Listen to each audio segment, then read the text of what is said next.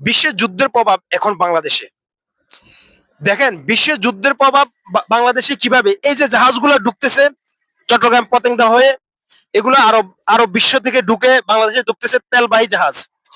অথচ তেলের সংকট দেখায় বিভিন্ন পেট্রোল পাম্প গুলো যেভাবে তেল বন্ধ করে দিচ্ছে, লক করে দিচ্ছে, এমনকি আমাদের মতো কিছু বাইকাররা আছে যারা তেল দরকার 5 লিটার নিচ্ছে 10 লিটার, কৃত্রিম সংকট তৈরি করতেছে। ঠিক তেমনি এসব কৃত্রিম সংকট কখনোই তৈরি করা ঠিক না। কারণ একটা জিনিস মনে রাখবেন, রিজিকের মালিককে, রিজিকের মালিক হচ্ছে আল্লাহ।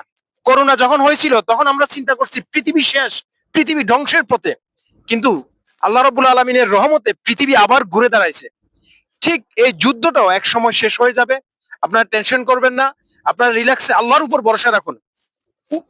বিশ্বের উপর না, মানুষের উপর না, একমাত্র আল্লাহর উপর ভরসা করুন। আল্লাহ আমাদের একটা না একটা পথ দেখাবে ইনশাআল্লাহ।